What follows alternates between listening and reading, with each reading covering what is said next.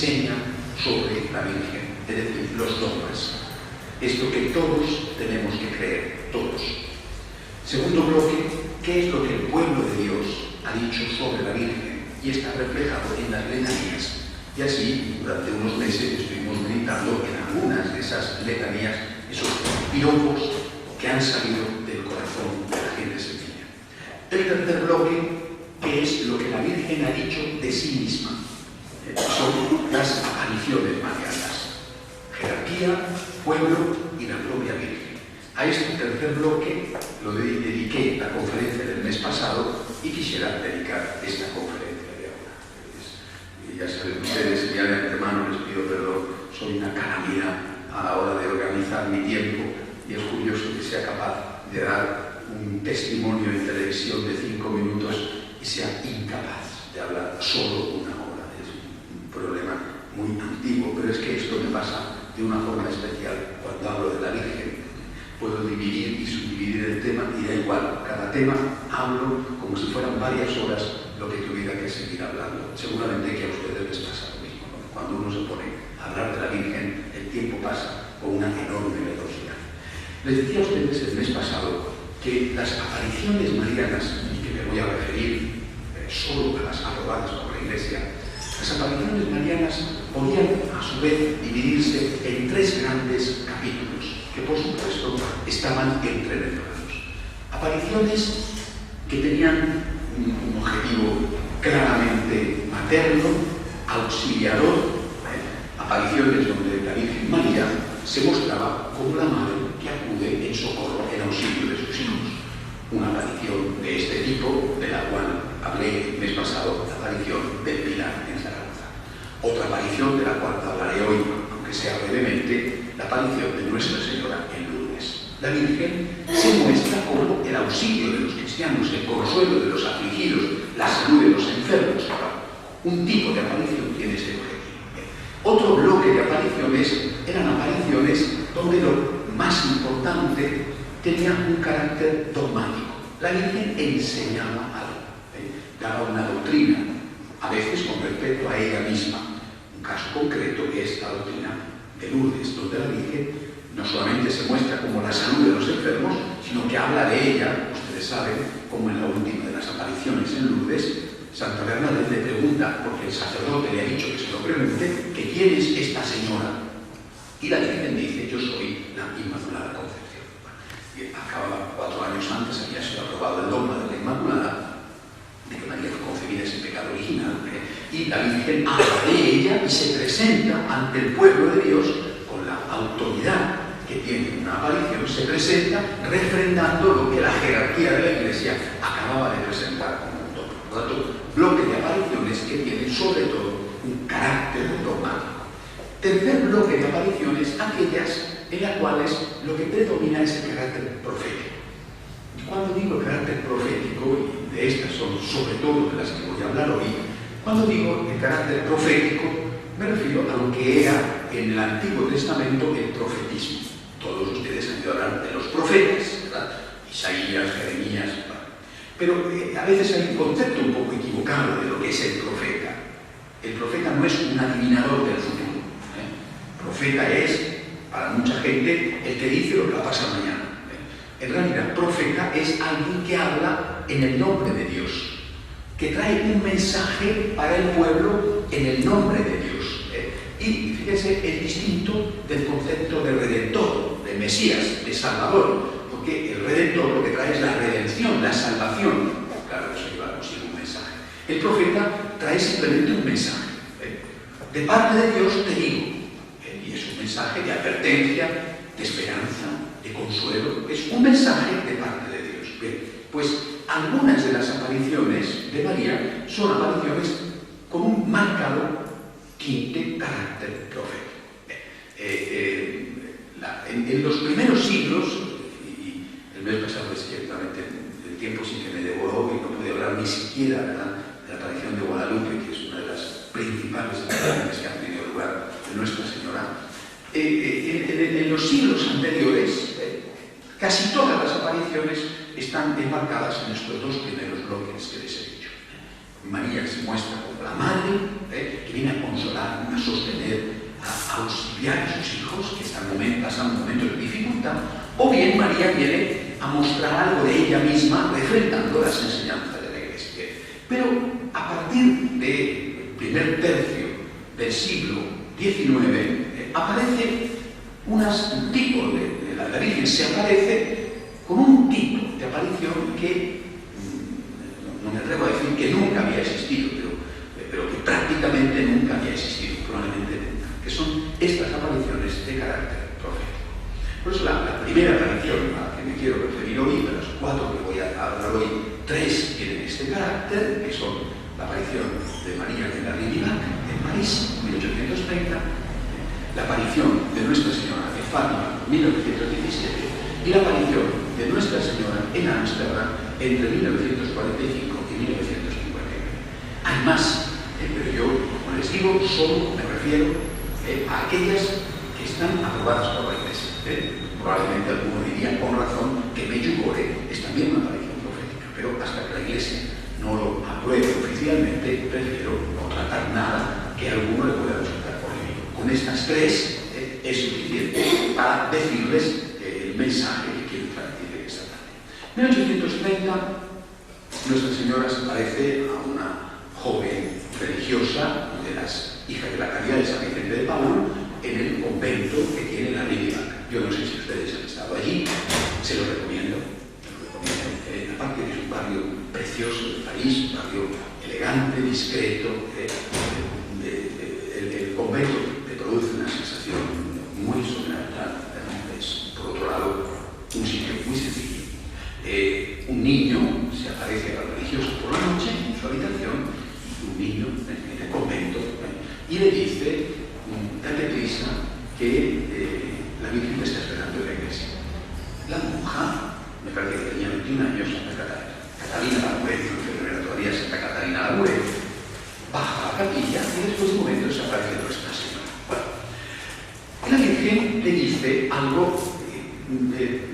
miren, si en general, las apariciones de María no son entendidas en un primer momento por el vidente, por los videntes, las apariciones proféticas no son entendidas nunca. El vidente, el que ve a la Virgen, no tiene ni idea de qué es lo que la Virgen está diciendo. Tardará mucho tiempo en ser consciente y probablemente tardarán mucho tiempo otros en ser conscientes. Estoy convencido de que incluso el mensaje último de alguna de las apariciones aún no se ha revelado. Y por supuesto, me refiero a los 3 secretos de Fátima, pero no porque haya un cuarto secreto, sino porque hay un mensaje mucho más profundo que te cuesta mucho trabajo entender del todo. Nuestra Señora se aparece a Santa Catalina y le dice, si no hay una conversión en este país, en Francia, en 1830, no lo olviden, ahora les diré las importantes de las fechas, si no hay una conversión profunda en este país, sobre Francia va a venir una gran catástrofe que tendrá consecuencias para el resto del mundo. Y en una segunda aparición, la Virgen le dice, de todas las maneras, dile a mis hijos que, como van a necesitar protección, van a necesitar ayuda, aquí les dejo esta medalla, que es la medalla llamada la medalla milagrosa. Por eso la Virgen, que es la Inmaculada, la que se aparece en Santa Catalina, es conocida como la Milagrosa. Si ustedes se fijan en la medalla, es la Inmaculada. Pero debido a que es una medalla que la Virgen dice que es milagrosa y que todo aquel que la lleve, ese se sentirá protegido y ella no le abandonará, algo parecido a lo que había dicho antes a San Simón Stock con el escapulario, la medalla se llamó la medalla milagrosa y la Virgen se ha llamado la Milagrosa, es la Inmaculada. ¿Qué estaba pasando en ese momento? Solamente una breve reseña histórica, que siempre, si todas las apariciones de María hay que situarlas en el contexto de la persona o de la sociedad, las apariciones proféticas hay que hacerlo de forma inevitable, si no, no entendemos. 1830 era un año aparentemente corriente, el pueblo francés estaba muy feliz. Ustedes recuerden, 1789 empieza la Revolución Francesa, un acontecimiento tan importante que de hecho cambia la edad, es edad antigua, media, moderna, a partir de la Revolución Francesa, edad contemporánea. Se había llegado a la Revolución Francesa fruto de decenas de años de aquello que se llamó la Ilustración, o que llamamos hoy la Ilustración, con todos aquellos pensadores, librepensadores, con toda la efervescencia de la masonería, pero también, hay que decirlo, se había llegado a la Revolución Francesa por culpa del pecado de los dirigentes, es decir, por culpa del pecado de los reyes, del derroche, del olvido del pueblo de Dios, del lujo en que vivían unos pocos, rodeados de la pobreza en que vivían muchísimos. Por tanto, no solamente era la actuación de unos, sino que también era la actuación de otros. Y cuando el Señor, no la Virgen, sino que el propio Señor, se aparece a la Santa Margarita María, de Paremonia, y le da el mensaje del Sagrado Corazón, el Señor le dice que le diga al rey, que era Luis XIV, que le diga al rey que tiene que consagrar Francia al Sagrado Corazón de Jesús, y no lo hace. Bueno, más o menos, 100 años después, su nieto le corta la cabeza con la guillotina. En 1789 cambia la edad, pero no solamente una revolución en un país, no, cambia la edad. Es un acontecimiento de tal grado intelectual que los estudiosos de la historia dicen ha cambiado la época. Estamos en otra edad. Dejamos la edad moderna y empezamos la edad contemporánea. Después, ustedes saben, después de la revolución, viene el terror. El líder del terror fue aquel Robespierre, la sangre, la guillotina, que corría, que caía continuamente cortando todo tipo de cabezas, no solamente la de los realistas, los partidarios del rey, bueno, la de los propios reyes, la de los sacerdotes. Se aprueba la Constitución Civil del Clero, por la cual todos los sacerdotes tenían que jurar fidelidad a las enseñanzas del Estado en contra del Papa. Los sacerdotes que no quieren hacerlo y los obispos que no quieren hacerlo son asesinados. Épocas durísimas para Francia, y ese virus empieza a extenderse por Europa. Napoleón pone un poco de orden en medio de este caos y instaura el imperio. Bueno, pero Napoleón, ustedes saben, es derrotado en Waterloo, al final, después de Napoleón, se instaura de nuevo el antiguo régimen, de alguna manera. En 1830, por tanto no han pasado tantos años, 1789, 1830, 41 años, todo esto ha sucedido en este tiempo, llevaba un mes gobernando Luis Felipe de Orleans. ¿Qué tiene que ver? Es el legitimista, el sucesor de aquel rey guillotinado, un mes gobernando. Un mes. No es un tiempo para que un político diga o demuestre ni el bien ni el mal. Un mes. Tiempo de gracia, se dice, no, dejaré, bueno, pero el Señor ya sabe. Y el Señor le dice a Santa Catalina, este pueblo está yendo por muy mal camino. Van a ocurrir grandes desgracias si no hay una conversión de sus gobernantes. Y si no hay esa conversión, el daño para Francia y para todos va a ser terrible. Bueno, por supuesto, no hicieron caso. El gobierno de Luis Felipe fue un gobierno tremendamente corrupto, y en 1848 hay una nueva revolución que empieza con esa nueva revolución, y ahí se puede considerar que es, digamos, una vuelta a la Revolución Francesa, pero ya ideológicamente laicista, empieza a ejecutarse a través de la intelectualidad francesa, no solamente en Francia, sino en el resto de Europa, lo que hoy denominamos el laicismo. Por tanto, la Virgen, de parte del Señor, está diciendo, si no hay una conversión, va a venir mucho daño para la Iglesia, la gente, el pueblo de Dios. Esta llamada es una llamada profética, se parece literalmente a tantas advertencias de los profetas del Antiguo Testamento que hablaban con los reyes de Israel y les decían, tenéis que convertiros, porque si no, vendrán los reinos del norte, Asiria, Babilonia, o vendrán los del sur, Egipto, y os van a destruir, tenéis que convertiros. Mensaje del Señor a través de los profetas, mensaje del Señor a través de la Virgen, que aquellos que tenían que escucharlo no lo escuchan. y sucede la catástrofe inevitable que a tiempo podría y debería haber sido evitada. Mensaje, por tanto, la primera aparición profética a Santa Catarina Labouré, la medalla milagrosa, porque siempre, aunque sea un mensaje de advertencia de algo gravísimo, no olviden que siempre los mensajes de la Virgen son, en último término, desesperador.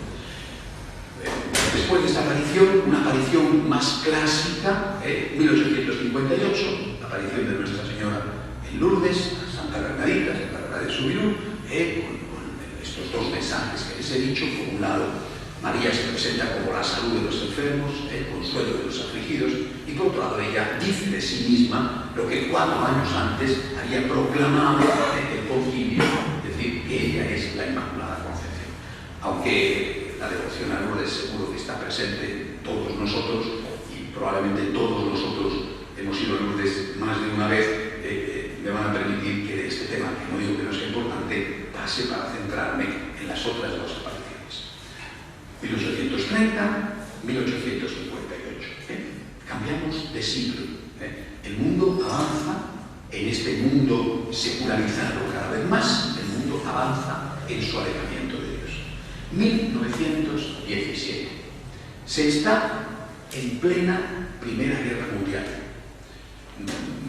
En una aldeíta diminuta de uno de los países más pobres de Europa, que era Portugal, en la aldea de Fátima, la Virgen se parece a 3 adolescentes, 3 niños, ¿no? Todos ellos ya están beatificados. Confiamos que la tercera muerta, relativamente hace poco, en 2011, pueda ser pronto llevada a la solución. La aparición de Fátima, ustedes saben, tiene lugar la primera de las apariciones, 13 de mayo de 1917, y hay apariciones hasta octubre de ese mismo año, 1917. Es, de nuevo, una clara aparición profética. La Virgen dice en esas apariciones una serie de cosas, los niños cuentan lo que ven, son relatos estremecedores cuando hablan de lo que ven en el infierno, de lo que ven en el purgatorio, bueno. Pero sobre todo la Virgen va a lo que se llaman los 3 secretos, ¿no? Los 3 mensajes. Dos de ellos fueron revelados relativamente pronto, y el tercero, como saben, fue revelado por orden de Juan Pablo II en el mes de mayo del año 2000, cuando se hace en Fátima la beatificación de los 2 videntes ya difuntos, estando todavía viva Sor Lucía, la tercera vidente. ¿Qué es lo que la Virgen dice en Fátima? Dice, primero, esta guerra que está teniendo lugar ahora va a terminar pronto. Efectivamente, la guerra terminó pronto, la Primera Guerra Mundial terminó pronto, va a terminar pronto, pero vendrá después una que será mucho peor. En aquel momento, obviamente, nadie sabía cuándo iba a terminar esa guerra, porque además faltaba que ocurriera un acontecimiento que fue decisivo para el final de la guerra. La guerra va a terminar pronto, pero vendrá después una muchísimo peor. Nadie podía imaginar la Segunda Guerra Mundial, la entreguerra. La Virgen lo avisa. Segundo, dice la Virgen María en Fátima, es necesario que haya una conversión profunda, una llamada hacia la Virgen a la penitencia, a la conversión y a la oración. ¿Por qué? Dice la Virgen. Porque, de lo contrario, el mundo va a avanzar hacia un sufrimiento enorme. Aunque, dice la Virgen, al final, mi corazón inmaculado triunfará. Bueno, una llamada profunda a la conversión. Y dentro de esta llamada profunda a la conversión, dice la Virgen, pido oraciones especiales por la conversión de Rusia. Esto, ustedes han oído todos hablar de Fátima, saben que este es uno de los puntos del segundo secreto de Fátima. La llamada a la conversión. Oraciones para la conversión de Rusia. Tercero, ese tercer secreto que después, en el año 2000, supimos que era el cual después se referiré. ¿Qué es lo que significa esta petición de María para que se rece por la conversión de Rusia en mayo, en julio empiezan las apariciones en mayo, a unos niños de una aldea de Portugal? Vamos a ver. ¿Qué sabían esos niños de la existencia de Rusia? Si seguramente, aunque Portugal, aliada de Inglaterra, algo estaría implicada en la guerra que estaba teniendo lugar, les pillaba muy lejos. ¿Qué sabían esos niños de Rusia? y probablemente no sabían nada ni siquiera de la guerra que estaba teniendo lugar. ¿Y por qué hablan de la conversión de Rusia? ¿Qué tiene lugar en Rusia poco después de que la Virgen diga esto? Tiene lugar, ustedes lo saben, la Revolución de Octubre de 1917. En la Revolución de Octubre, en la Rusia zarista de 1917, se cargan al zar. Primero le derrocan, después más tarde lo matan, al zar de su familia.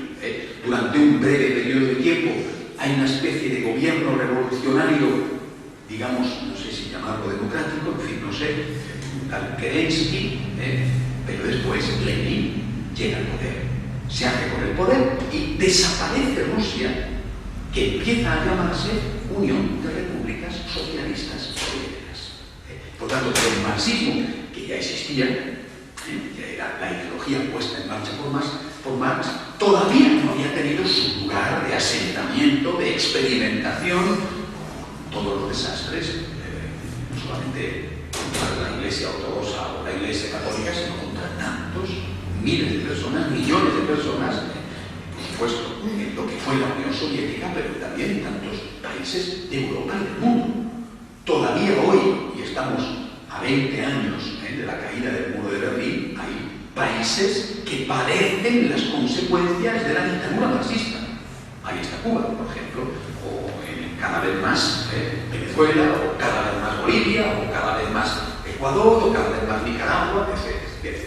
Por tanto, la Virgen María no le puede decir a los videntes de Fátima rezar por la oración, rezar por la conversión de la Unión Soviética, porque aún no existe la Unión Soviética.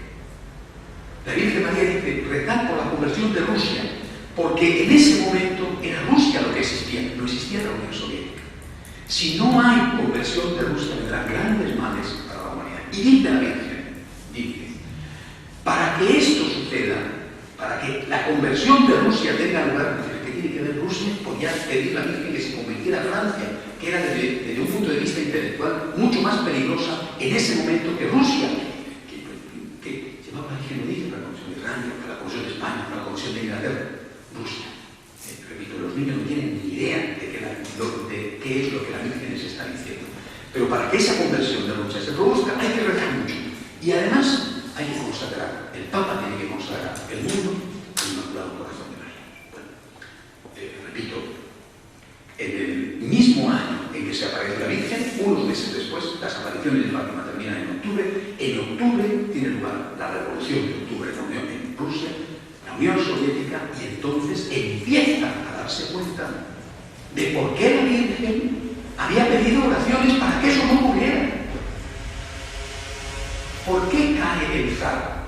Evidentemente por la acción de unas personas, los comunistas, tal cual, etc. Por supuesto, y por sus propios pecados y corrupciones, como había sucedido en Francia cuando con Santa Catalina Labouré, y llevaba solo un mes gobernando, la Virgen dice, si Francia no se convierte y sus gobernantes no se convierten, esto va a ser un desastre para ellos y para todos.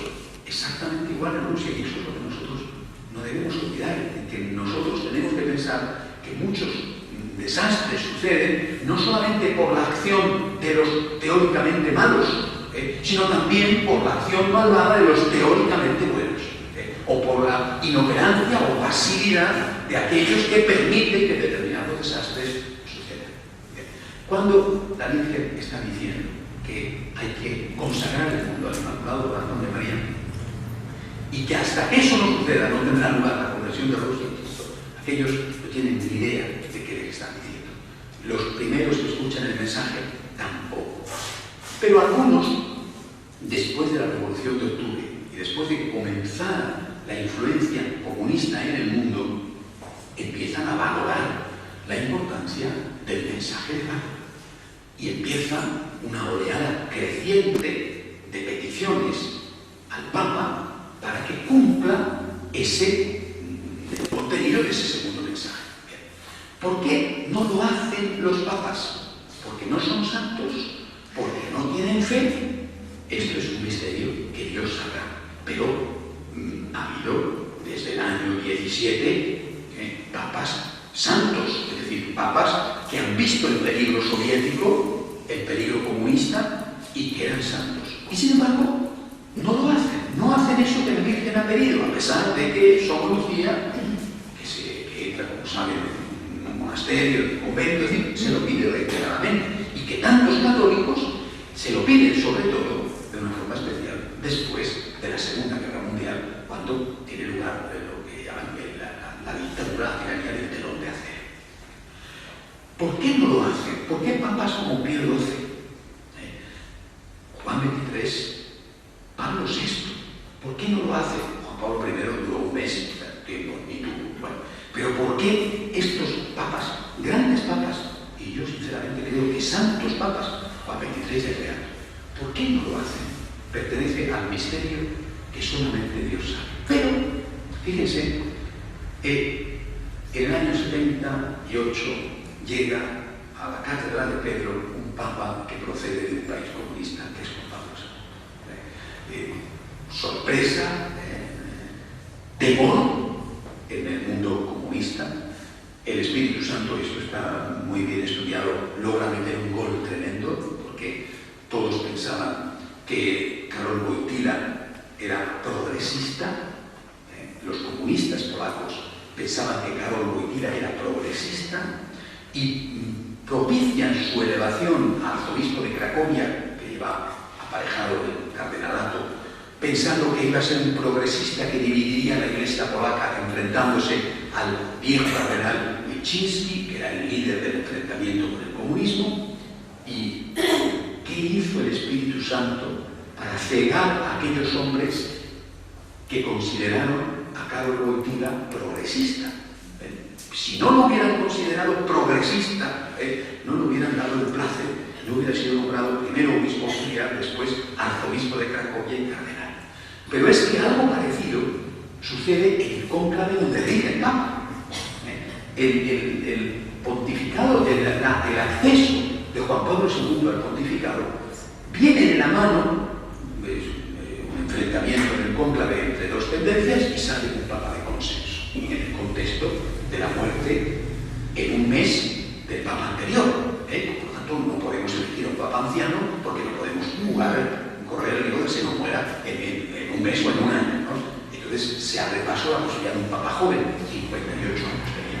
Pero es que los que promueven la candidatura de Karol Wojtyła, del cardenal Wojtyła, arzobispo de Cracovia para el papado, eran precisamente los cardenales más progresistas de la Iglesia Católica, fundamentalmente el cardenal de Viena. El Espíritu Santo es capaz de hacer determinadas cosas que, visto con la perspectiva de la historia, resultan difíciles de creer. ¿Qué gol me dio el Espíritu Santo por toda la escuadra a aquellos que permiten que el Papa primero sea elegido arzobispo con el caché y la vitola de progresista, después permiten que este Papa llegue al pontificado con el mismo caché y también una vitola de progresista? Juan Pablo II llega en el 78 al pontificado. Cuando empieza a actuar, se llenan de temor y se dan cuenta de su error unos y otros. Los de dentro de la Iglesia, que le habían creído progresista, y sobre todo los de fuera de la Iglesia, que los comunistas, que le habían creído progresista. Se llenan de temor e intentan matarlo. Ustedes saben cuándo tiene lugar el atentado. Un 3 de mayo. Las casualidades no existen. De la providencia sí, la casualidad no existe. Un 13 de mayo, un asesino profesional, aliaca, a bocajarro, a pocos metros de su víctima, que va a pecho descubierto, que lleva un chaleco, y que le dispara, no consigue matarle. Saben que la bala da en el dedo meñique del Papa, se desvía 1 milímetro y eso le salva la vida. Si no hubiera sido por eso, le habría atravesado, me parece que si no recuerdo mal, era la aorta, que había muerto inmediatamente sin remedio. Bueno, el Papa vio, todos vimos en aquello una singular protección de la Virgen María, y aún no sabíamos, el Papa sí, porque el tercer secreto de Fátima era transmitido a los papas cuando se hacían cargo del pontificado. El Papa sí, pero probablemente en ese momento, en el año 81, Juan Pablo II no tenía ni idea de que esa profecía de que un hombre vestido de blanco caerá herido gravemente de muerte, habrá tantos cadáveres alrededor, etc., no tenía ni idea de que esa profecía se iba a referir a él. Evidentemente, después de que aquello tiene lugar un 13 de mayo, después de que aquello hay una clara protección de María, él sí que entiende, primero, que la profecía se cumple en él, y es lo que dice en el año 2000, y en segundo lugar, entiende que ha habido una especial protección de la Santísima Virgen para evitar que esa profecía se cumpliera hasta las últimas consecuencias y él muriera. Cae herido de muerte, pero no muere. Por eso, ustedes saben, después él, ya recuperado, hace una peregrinación a Fátima, lleva la bala que está en la corona, engarzada en la corona de la Virgen. Bien. Cuando esto tiene lugar en el 81, Papa llevaba 3 años, tarda en recuperarse, el Papa, este Papa, quizá por lo que había pasado, o quizá por toda su historia, no lo sabemos, este Papa se toma en serio, y yo creo que por primera vez un Papa se toma en serio el cumplimiento de la bendición de la Virgen. Y les estoy dando cifras de memoria y confío en no equivocarme en ninguna, pero si no recuerdo mal, en el año 85 se produce esa consagración del mundo al Inmaculado Corazón. Sor Lucía había tenido ya lugar antes otra consagración. Sor Lucía había dicho, no es válida, no es esto que la Virgen quiere. La Virgen quiere que el mundo sea consagrado por el Papa en unión con los obispos de todo el mundo. Esa segunda consagración, llevada a cabo, si no recuerdo mal, insisto, en el año 85, es la que Sor Lucía dice, esta sí que es válida, esta es la que la Virgen quiere. Bueno, en el 85, pasan 4 años, hasta el final, hasta la caída del muro, ¿no? En el 90 es cuando desaparece la Unión Soviética, pero 4 años. ¿Qué tiene lugar en esa época? Tiene lugar, muchos de ustedes lo recordarán sin duda, la llegada de un tal Gorbachov al poder en la Unión Soviética. Gorbachov era el jefe de la KGB, el jefe del espionaje soviético, y llega al poder siendo relativamente joven porque tiene todos los secretos, todos los trapos sucios de todos los líderes soviéticos. Teniendo sus trapos sucios y amenazando con publicarlos, consigue que se le elija como secretario del partido, y por tanto como jefe de la Unión Soviética. Pero llega al poder con una herida terrible, y la herida terrible se llama Afganistán. Y la otra herida terrible se llama crisis económica espantosa, porque habiéndole echado un pulso a Estados Unidos en la carrera espacial y en el armamento atómico, Estados Unidos había sostenido el pulso y les había desbordado. No podían competir económicamente con aquellos gastos militares dispendiosos que estaban dejando al pueblo muerto de hambre. Gorbachov entiende que hay que hacer algo porque no puede seguir así lo que se llama la Unión Soviética. Y emprende, son términos, repito, que ustedes seguro que recuerdan, emprende lo que se llamó el camino de la perestroika, o de la glasnost, una tímida apertura que no tenía nada que ver con la democracia. Pero esa tímida apertura fue una brecha en la pared de un muro de contención de una presa. Y por allí, por esa brecha, fue de tal forma que poco a poco, primero en Polonia, aquella llamada teoría de las fichas del dominó, primero en Polonia, después en Hungría, después en lo que entonces era Checoslovaquia, que hoy son 2 países, después en la República Democrática Alemana y más tarde, sangrientamente, por desgracia, en Rumanía, empieza a abrirse paso lentamente la democracia y llegamos a diciembre del 89, cuando se cumplen exactamente 50 años del inicio de la Segunda Guerra Mundial y por lo tanto de lo que va a ser la gran catástrofe para el pueblo polaco, pues empieza a llegar, por lo menos tímidamente, la democracia a Polonia y a todos estos países. Tiene algo que ver, por lo tanto, la profecía de la Virgen con el cumplimiento de determinados hechos históricos. Si uno lo mira con ojos humanos, sinceramente dice no. ¿Por qué? Porque ¿qué tiene que ver que un Papa consagre el mundo a la Virgen en unión con todos los obispos, con que llegue Gorbachov al poder? ¿Qué tiene que ver que un Papa haga esto con que el comunismo que había sido presentado intelectualmente por toda la progresía europea como el futuro, ¿qué tiene que ver con que eso de repente se muestre a los ojos del mundo como una fachada vacía? Como un decorado, una tramoya de escenario sostenida por 4 palos y que detrás no había nada. ¿Qué tiene que ver? Bueno, pues los hombres miran y dicen circunstancias, casualidades, y que cuando uno lo ve con las cifras históricas en la mano, dice usted, la casualidad es que tú vayas por la calle, que te encuentres un décimo de lotería y que además ese décimo sea el mejor. Esto no es casualidad. ¿Y cuál es, por lo tanto, la importancia de esa aparición profética? Por un lado, insisto, la Virgen viene como mensajera de Dios a decir: tenéis que cumplir determinadas cosas para evitar determinados males. Si no lo hacéis, todavía os queda una solución. Y esa solución es rezar por la conversión de Rusia. No podía decir, insisto, por la conversión de la Unión Soviética, porque faltaban unos cuantos meses para que Rusia dejara de llamarse así y empezara a llamarse Unión Soviética. Es un mensaje de esperanza, pero es un mensaje también de fe. ¿Y por qué es especialmente importante este mensaje de fe? Junto con el de esperanza. ¿Pero por qué el de fe? Porque todo el problema intelectual que arranca con la Revolución Francesa, que arranca con la Ilustración, el problema del secularismo, el problema del relativismo, es un problema de soberbia. El pecado de la soberbia es el primero y el peor de los pecados. Recuerden que es el pecado de Adán y Eva. El pecado de la soberbia, que es el pecado del relativismo, consiste en decir: yo por mí mismo establezco qué es bueno y qué es malo. El Señor le dice a Adán y Eva: podéis comer de los frutos de todos los árboles, pero el de la ciencia del bien y del mal no lo comáis, porque si lo coméis, dice el Señor, moriréis sin remedio. Mientras que la serpiente le dice que eso no es verdad. Lo que pasa es que tiene miedo a que os convirtáis en dioses, porque decidir por uno mismo qué es bueno y qué es malo es patrimonio exclusivo de Dios. Si vosotros decidís por vosotros mismos qué es bueno y qué es malo, seréis dioses. No vais a morir, vais a ser dioses.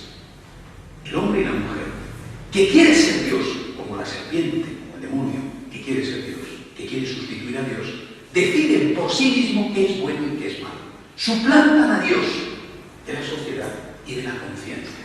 No necesito a Dios. No necesito a Dios para decidir qué es bueno y qué es malo. No necesito a Dios para vivir, no necesito a Dios para investigar, no necesito a Dios para hacer economía, no necesito a Dios para hacer política, ya no necesito a Dios. Esto es el relativismo y esto es el secularismo. Entonces, ¿qué es lo que el Señor va a decir a través de la Virgen? Necesitáis a Dios. Necesitáis a Dios de tal manera, os lo voy a demostrar de tal manera, os voy a demostrar de tal manera que no sois dioses, que los cambios van a tener lugar ante una cosa sencilla, ante una cosa a la luz de la inteligencia humana que no tiene nada que ver con esos cambios que van a tener lugar. ¿Cómo puede influir una oración? Una consagración del mundo del Inmaculado Corazón de María, que es una oración. ¿Cómo puede influir una oración en que caiga el Imperio Soviético, que era, por lo menos en esos momentos, tan poderoso, que tenía Europa erizada de cabezas nucleares? Ustedes lo recordarán, lo que se llamó la Guerra Fría, que no sé cuántas veces podían destruir el mundo. Es una cosa. ¿Cómo puede caer por una oración? Porque el problema de fondo es la soberbia. Y lo que está diciendo el Señor a través de la Virgen es que la única manera de vencer la soberbia es la humildad. La única manera de vencer la soberbia es darse cuenta uno mismo y la sociedad entera de que ni el hombre es Dios, ni la sociedad es Dios, ni podemos suplantar a Dios. Y de que haciendo un gesto de humildad diciendo: Señor, yo sé que tú puedes conseguirlo, aunque yo no pueda conseguirlo. Haciendo ese gesto de humildad, el milagro se produce. O sea, en el fondo, lo que la Virgen dice en Fátima es: creer en los milagros, creer en la fuerza de Dios, creer en el modelo de la oración. Esto es lo que la Virgen dice en Fátima. A un mundo soberbio, a un mundo cada vez más soberbio. El relativismo, insisto, el secularismo es la soberbia. No necesito a Dios. Y uno dice: no necesitas a Dios, vas hacia la ruina, vas hacia la destrucción. En cambio, si te fías de mí, si reconoces que no eres Dios, Si haces este sencillo gesto de humildad, verás cómo todo cambia. ¿Por qué los papas anteriores no lo hicieron? Repito, entra dentro del secreto de su conciencia, Dios y ellos sabrán. Pero Juan Pablo II lo hace. En el momento en que el Papa lo hace, empiezan los cambios en la Unión Soviética. Preparados por esas circunstancias que les he dicho, crisis económica, desastre soviético en Afganistán, empiezan los nacionalismos a votar fuertemente en ese conglomerado, en ese puzzle que era la Unión de Repúblicas Socialistas. Todo eso es verdad, todo eso es verdad. Pero los cambios empiezan y coinciden con la consagración del mundo al Inmaculado Corazón de María que la Virgen había pedido. No sé si ustedes recuerdan un pasaje del Antiguo Testamento. Les hablo de memoria también, perdónenme si alguna de las cosas que digo no es exacta.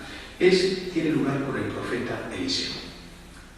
Israel es un diminuto estado en el contexto de grandes estados que hacía siempre equilibrios por mantenerse independiente y que no se lo comieran ni los del norte ni los del sur, es decir, ni Asiria o Babilonia ni Egipto, que eran los grandes estados, estaban ahí en un cruce de caminos siempre amenazados. Bueno, el caso es que un primer ministro, ya no recuerdo muy bien si era de Asiria o de Babilonia, creo que el nombre era Cambaces. Bueno, pues el primer ministro llega a estar enfermo de lepra y ha oído hablar del profeta Eliseo. Y llega, se presenta con su gran séquito, habla con el rey, me han dicho que tienes en tu reino un profeta poderoso y vengo a que te cure de la lepra. Y el rey se llena de temor y dice, esto es una estratagema, esto es una excusa para declararnos la guerra y conquistarnos. ¿Cómo puede un hombre curar a otro de la lepra? Este no es un médico y la lepra en aquella época no tenía cura. El rey se llena de temor, manda llamar al profeta y el profeta dice, efectivamente yo no puedo, pero Dios sí que puede. Se pone en oración y recibe el profeta de Dios un mensaje para este poderoso ministro. Bueno, le dice, mira, tienes que bañarte en el Jordán, no sé si son 7 veces, tienes que ir y bañarte en el Jordán. Y este poderoso ministro se va a enfadar, dice, pero bueno, es que no tenemos nosotros en mi ciudad ríos mucho más caudalosos y hermosos que este riachuelo del Jordán. No sé si estaba entonces tan sucio como está ahora, pero bueno, es que esto es un insulto. Dice, me voy a mi país y se van a enterar estos judíos de lo que son. Efectivamente, vamos a declararle la guerra, lo vamos a aniquilar, porque esto es una ofensa. Y uno de sus consejeros le dice, vamos a ver, si te hubiera dicho algo difícil de cumplir, para curarte de la lepra tienes que hacer esto y aquello y más acá y más allá, ¿lo habrías hecho? Sí. Y si te mandan una cosa tan sencilla como bañarte en este río, ¿por qué no lo haces? ¿Qué pierdes? El ministro dice, pues es verdad, y se baña y se cura. Yo pienso que este es el mensaje. Estamos hablando del profeta Eliseo, de un profeta que en el fondo no está diciéndole a un ministro poderoso cómo curarse de la lepra. Está diciendo que Dios es Dios y que el hombre no es Dios. Esta es la lección de Fátima. Esta es la lección del profeta Eliseo. Tú no eres Dios. Y nosotros, desde el origen, desde el pecado original, siempre con la cabeza comida por la serpiente, siempre nos estamos diciendo a nosotros mismos qué grande soy, qué importante soy, cómo triunfo. Fíjate que avanzo técnicamente cada día más y hay nuevos descubrimientos todos los días y podemos cada vez más hacer cosas que antes estaban reservadas solo a Dios. Ahora ya podemos manipular embriones, podemos hacer clonación de seres humanos y podemos curar enfermedades incurables, podemos, ¿no? Soberbia. Y al final, lo que la Virgen dice, repito, como enviada, como auténtica profeta, como había dicho antes Eliseo, dice, no, perdona, pero esto solamente se va a resolver con un gesto de humildad. Y ese gesto de humildad, en este caso concreto, es la Virgen, consiste en la consagración del mundo al Inmaculado Corazón de María. ¿Y usted qué tiene que ver eso con que caiga el poderoso imperio soviético? Hazlo. ¿Qué tiene que ver que te cure de la lepra con que te vayas en el Jordán? Hazlo. Y se produce el milagro. Y esta reflexión que nosotros tenemos que aprender, y es la lección más profunda de Fátima. Después tiene lugar el tercer secreto, repito, la salvación milagrosa del Papa. Bueno, pero la lección de Fátima es esta: Dios es Dios y yo no soy Dios. Y el hombre que se cree Dios, la sociedad que se cree Dios, que se cree poderosísima, avanza soberbiamente hacia atrás.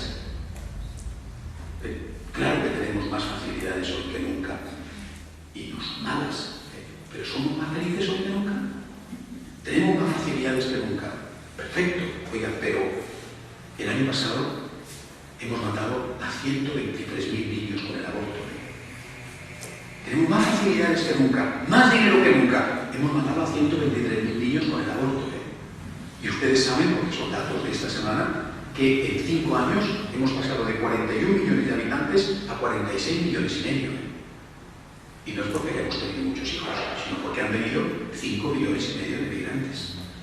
Yo no estoy ahora metiéndome con los inmigrantes, yo estoy diciendo que estamos matando a los niños, y que estamos matando a los niños no porque no haya dinero, o porque no haya ofertas de trabajo, porque hay una gran necesidad de mano de obra y, de hecho, tenemos que suplirla con trayendo de inmigrantes. Y no me meto con los inmigrantes ni se me pasa por la cabeza. Estoy constatando una realidad. Estamos matando a nuestros niños. Esta sociedad soberbia, esta sociedad es una sociedad asesina de sus propios hijos. El índice de divorcios ha crecido tanto que en algunas comunidades, Cataluña, Madrid, Canarias, en este momento hay tantos matrimonios como divorcios. O sea que si hay 2 matrimonios, uno estadísticamente se va a divorciar. Esto es felicidad. Y eso sin tener en cuenta, porque las estadísticas no lo contemplan, la gran cantidad de rupturas en lo que se llama parejas de hecho. Eso es felicidad. Podemos tener más que nunca. Bueno, no lo sé, por la crisis económica, pero en todo caso podemos estar ciertamente más avanzados técnicamente que nunca. Sí, pero ¿somos más felices que nuestros mayores? El hombre sin Dios es más feliz que el hombre con Dios. Y el mensaje de Fátima es este: tú, sin Dios, eres alguien que te conviertes en peligroso para ti mismo y para los que te rodean. Y esto lo han dicho otros desde ámbitos externos a la Iglesia. Siempre recuerdo estas 3 frases de 3 pensadores, uno de ellos Hobbes: el hombre es lobo para el hombre. Otro de ellos, Dostoyevsky: si Dios no existe, todo está permitido. Y otro de ellos, Sartre, cuando dice: el infierno es mi trabajo. Efectivamente, el hombre sin Dios, el hombre para el cual los conceptos de bien y de mal no son objetivos externos a él, aunque tengan un eco en su propia naturaleza, sino que son totalmente relativos y manipulables, y lo único que hay que tener en cuenta es la ley, y por lo tanto la ley significa algo que hoy es y mañana no es, porque está siempre en función de las mayorías parlamentarias. El hombre sin Dios es un hombre que se convierte en peligroso para él y para los que le rodean, sobre todo para los que son más débiles que él. Pero al final, incluso el poderoso es también el débil, porque siempre te vas a encontrar con otro que es más poderoso de tú. Esta es la lección de Fátima. Y fíjense que les había dicho que iba a hablarles también de la aparición en Ámsterdam, 1945, 1959, y ya son las 8. Simplemente una palabra. La aparición de Ámsterdam, aprobada ya por la Iglesia, la vidente Ida Pallenberg, si no me equivoco el nombre, muerta en el año 96, es una aparición donde la Virgen se presenta como la Señora de todos los pueblos, donde hace una clara invocación y petición de oraciones por la paz. Acaba de tener lugar la Segunda Guerra Mundial, acaba de terminar, Holanda había sido uno de los escenarios de la catástrofe, pero también la Virgen pide que se rece y se luche y se trabaje para la aprobación del último dogma mariano. Los 4 primeros dogmas hacían referencia a la naturaleza de la Virgen, Madre de Dios, Virgen siempre, la Inmaculada Concepción y asunta al cielo, y el 5.º dogma hace referencia a la misión de la Virgen, no a su naturaleza, sino a su tarea, corredentora, abogada, mediadora. Bueno, pide que se rece